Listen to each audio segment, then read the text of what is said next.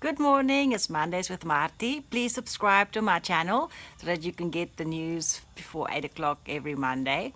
I actually like swinging in the chair, so I decided no, I'm not going to do the stuck up look. I do that for foot care. I do foot care courses as well. So if you want to have info about foot care, you can subscribe to that newsletter that I do on YouTube.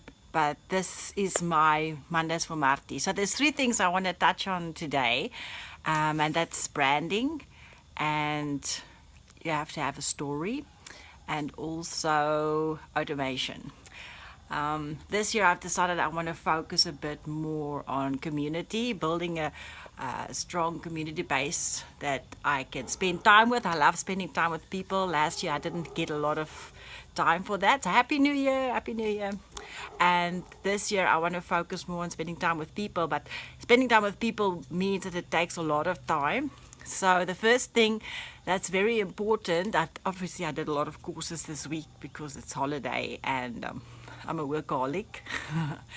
So the first thing I want to talk about is branding, you know. So this is my new logo I'm using, and we went to the car museum in Franschhoek, and I was looking at the Volkswagen logo and Mercedes logo, and then you realize when you look at those, you realize that it's one strong image that works in a lot of spaces. So that's why I like my logo. It's an M, but it's actually a picture somebody took on a cell phone of me when I was studying my words for a cancer show. I was still writing a new song and I didn't know it that well. I was like, oh, how does the words go again? And so it ended up not being good enough to use for anything else, but it became the most important thing. It's now my logo. So it is actually an image of me. And then I added later the bird to show that what I'm doing is empowering people. So it has to have a little bit of movement. So this is my logo.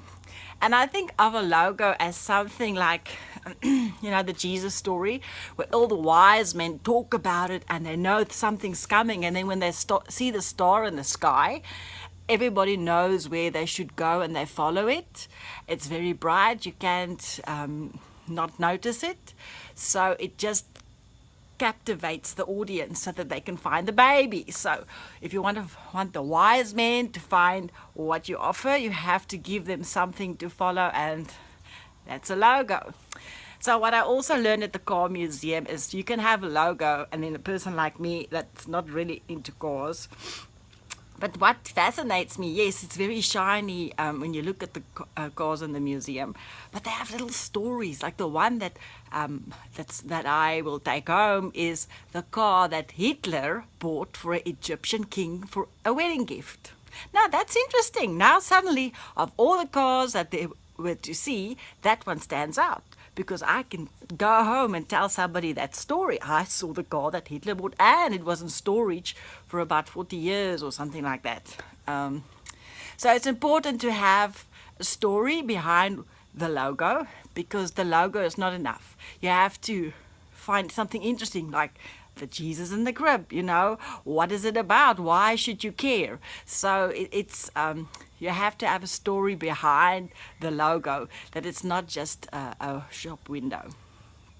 And then the third thing, I'm working on automating a lot of things that I normally do. It takes time to figure out what you do and who you are and what is important to you. So for me to be able to spend more time with people, I'll have to see what I do every day, take that and do it more clever. And a lot of the tools I use is like MailChimp and Facebook, and it helps. They actually have tools available that you can use to help you automate your life. Because, for example, for me, I want people to hear my music, but it's hard. People want to hear cover songs, but they don't always get exposed to the original material. So what I'm doing now is I've asked people to like my Facebook pages, which means the songwriters will go here, and the people that love my music will go here, and the people that love inspirational speaking will go here, so that I can automate the messages that I want them to hear. For example, I've started doing that for my music page, my music that I really like. I'm sharing a song a day, and I'm automating that. So when I have good internet, which is sometimes a challenge in Stellenbosch, when I have good internet, I sit there and I copy and paste a bunch of stuff so that it's ready for the next days to happen, and people can receive it when they're ready, and I don't have to wait for good internet and be frustrated and try to multitask. I actually have it set out for 12 days. You're going to be getting a new song in your inbox every day if you've liked my page. So Women on Fire, if you want to hear me sing. Marthie, inspirational speaker, if you want to hear me talk. And my Feet First page, where I talk about foot care. And I also have, what's the other thing I do? Speaking, talking, music writing, Songs for Stars. So, yeah, so that's the thing I learned about automation. And also what I've learned is from making videos is you have to leave a bit of a gap at the end so that there's space to put a little bit of a link in that you can say, hey, come and look at my channel, do this, do that. So it's just opportunities to make what you do work for you.